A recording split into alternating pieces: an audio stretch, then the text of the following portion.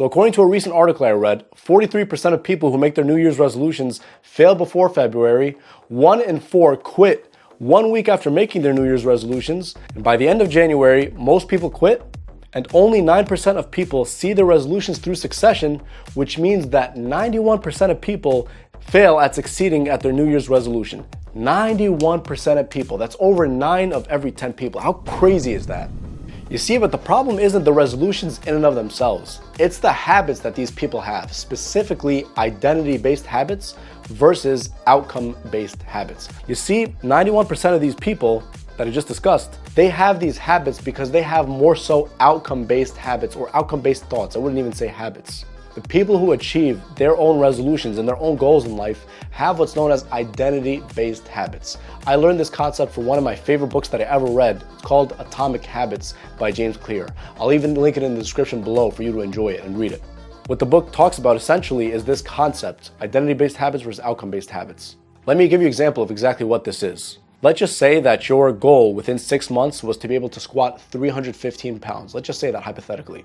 And so you made a New Year's resolution in the beginning of the year to squat that much weight. However, you were only working out 1 to 2 days a week and you were skipping a lot of weeks. You weren't even consistent with it, but you were mainly focused on the 315 pounds. That's what the person with the loser's mindset does. The person with the right mindset who actually achieves that goal is the person who becomes the kind of person who will be able to squat that much. How? Through exercise and repetition, proper sleep, proper coaching, proper form, making sure they can squat properly. That's the kind of person who achieves the goal. They become the person who is able to squat 315 pounds because they had the skills, they had the reps, they mastered it. They mastered everything in order to make them achieve that goal. The same thing goes with a high-level athlete. If you want to be a high-level, elite-level athlete, you have to become that high-level athlete before earning that title. How? You have to train a certain amount. You have to get a certain amount of coaching. You have to put the hours in and the reps in. You have to start thinking as a top-level athlete and acting like a top-level athlete to become a top-level athlete. You see, that's exactly why 91% of people who make New Year's resolutions fail at it, which leaves us with only 9% who succeed. That 9% who succeed, these people have identity-based habits instead. The average person who belongs in the 91% category, who makes a resolution of, oh yeah, by the end of the year, I'm going to double my income, or I would like to double my income. First of all, that statement is typically not even said with conviction. It's like, oh, it would be nice to achieve that, instead of, no, I'm definitely going to achieve it, and I'm definitely going to put the work in, and I'm definitely going to form those identity-based habits in order to become that person. But the person who ends up achieving that, because it is an achievable goal, even though it's out of the league of most people because they don't even think that high, no offense, but the person who achieves it is the person who becomes the person who has those identity-based habits locked in. They get a certain type of coaching. They invest their money a certain type of way. They learn a specific type of skill to double their income. They do this, they do that. So all those put together end up in them doubling their income by the end of the year, and they successfully do it because they have the identity-based habits of the person who will double their income within a year. You see, it's about identity first and then outcome second. Most people, or 91% of people who make New Year's resolutions, are completely ignorant about this. It's also about this. When you really think about it, most people who set out New Year's resolutions, not only are they not the type of people to achieve those specific goals that they set out, but their thinking doesn't reflect it either. You can almost predict with 100% accuracy that they're not going to achieve their goals. Is it because they're stupid? Nope. Is it because they're dumb? Nope, not at all. It's because they don't have specific identity-based habits that will take them from point A to point Z. And even if they do, they typically only stick with it for a small amount of time, and they see no results, and then they eventually quit. That's also the difference between the winner and the loser.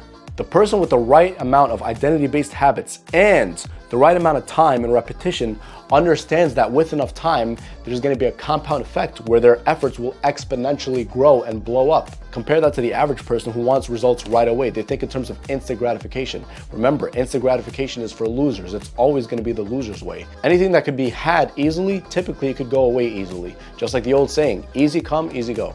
Yet despite all that, most people, when they make New Year's resolutions, they say that because it sounds nice and they rely upon luck. Oh, it would be nice to double my income within the next year. It would be nice to be able to squat this much. It would be nice to be able to run this much. It would be nice to bring down my body percentage to this much. It would be nice to make my business produce this much. Yet none of them seem to have those identity-based habits that reflect those types of results they're looking for.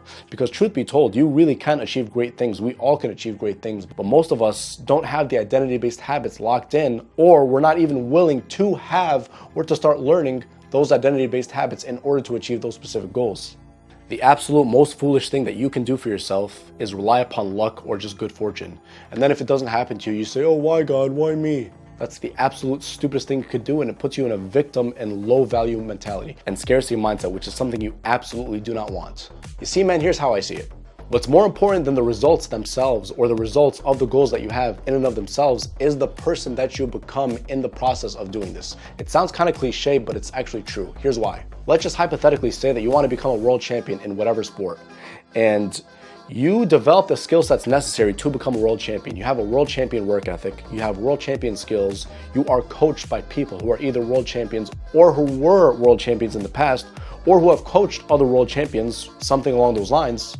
And you have nutrition like a champion, you sleep like a champion, you think like a champion, everything like a champion, right? But then you're trying your absolute best right now and you keep thinking to yourself, when am I going to become a champion? How come I'm not getting a title shot? How come I'm not doing this? How come I'm not doing that? All those thoughts are valid, I understand. But the whole point of the matter is this: you have all the raw material to become a champion. When you become a champion, it's going to be inevitable. It's going to happen 100%. It's not a matter of if, it's a matter of when. But what's more important is having that mentality, because you already know that inevitably you will be a champion. Maybe not today, maybe not tomorrow, maybe not a month from now, maybe not a year from now, but eventually you will become a champion because you have the identity-based habits locked in to the point where you are already a champion. You already see yourself as a champion. A very perfect example of this is the example of world famous soccer player Lionel Messi. Lionel Messi is arguably the greatest soccer player in the history of the sport. And he just won the World Cup championship just a little less than 2 weeks ago. Now this guy, Lionel Messi, he's been playing with Barcelona in Spain ever since he was about 17 or 18 is when he signed with them professionally, if I'm not mistaken. Correct me in the comment section below if I'm wrong, but around that age. And Messi has been carrying himself like a champion. He had the skills of a champion, carrying himself like a champion. His results and all his awards, besides the World Cup, indicate that he's a champion. He just has God-given talent. He's made the most appearances for Argentina than any other player in the history of that country's soccer team. All of these things for a period of, I think, like 17 years. And the only thing missing on his resume was winning a World Cup. However, here's the thing. He always showed up like a champion because he basically was a champion. He became a champion in his mind and in the way he carried himself, in his skill sets, in the amount of times he was showing up, in the effort he put in, until eventually he became a champion. This World Cup he last played, this was his 5th time participating in the World Cup. He first did so in 2006. So that's 5 World Cups it took him to achieve the World Cup title. And he's been to the final before in 2014, but he didn't win. But the point I'm trying to make to you is he already was playing like a champion. He had championship level skills, championship level coaching. He's faced championship level competition. Everything was crossed out because everything was achieved on his resume besides that one title. But guess what? He finally achieved it less than 2 weeks ago at the age of 35. And that just goes to show you that the identity-based habits are way, way, way more important than outcome-based habits. Because identity-based habits are the things that when you work from within, you eventually achieve them on the outside. It's like you're planting roots. When you have strong roots, eventually you're gonna grow a big tree that's not gonna collapse. But if the roots are very weak, it's like once the tree grows just a little bit, it's gonna collapse because the roots aren't strong enough. You get my point? Now let me give you a personal example just to show you and prove to you that I actually practice what I preach. So I've been consistent here on YouTube ever since, I think, March of 2020, around that time. Ever since then, I've been very consistent with my videos, sometimes more than others, but generally I was pretty consistent. And ever since then, I've been improving my delivery on camera, my on-camera charisma, my camera quality, the camera itself basically, my microphone, my sound quality, my lighting, my editing, and the list just goes on and on and on and on. The reason why I did this is because throughout the whole entire thing, I had the end goal of becoming a full-time YouTuber. In order to become a full-time YouTuber, you have to start being a full-time YouTuber. You have to speak like a full-time YouTuber. You have to have on-camera presence like a full-time YouTuber. You have to have high-quality videos that are of a full-time YouTuber. You have to have the sound quality of a full-time YouTuber. The content, what you're talking about, is it interesting like a full-time YouTuber or is it not? So the whole gist of it is you have to be that which you want. Because at the end of the day, if your videos suck here on YouTube, no one's going to watch them, and chances are the algorithm's going to recognize that, and when it recognizes that, it's not going to push it out to more people. Therefore, you're never going to get noticed by YouTube. But when you have good information to provide and good value to provide, and you're good on camera, people like to watch you, your videos aren't boring, they're actually very engaging, then they're going to keep watching more and more videos, and the artificial intelligence throughout the algorithm is going to see that. They're going to see that you liked several videos, you binge watched several videos, and the more time you watch a video, the more likely it is for you to watch another video of that specific creator. That's the more likely of the chance of you binge watching just YouTube videos in general. And so the YouTube algorithm recognizes that, and it pushes you out, and then eventually when it's pushed out to enough people, you end up blowing up. You see, that's what I'm doing right now. In order to become a full-time YouTuber, which by the way, right now I basically am one, I'm just not getting paid yet like I am one, which I believe is going to happen very, very, very soon. But what's way more important than the outcome in and of itself is the identity-based habit that I have. It's not just a goal, it's a habit, identity-based habit, not identity-based goal. I didn't just say 3 years ago, oh yeah, my New Year's resolution is to become a full-time YouTuber. I mean, sure, there's nothing problem with resolutions like I said, but what about the habit? What's going to take me there? What's going to make me become a full-time YouTuber? It's better quality videos, engaging videos, videos that people actually like, videos that people actually click on, videos that people actually watch, until eventually they see that you're very, very good at this whole YouTube thing. You see, that's how I want you to think.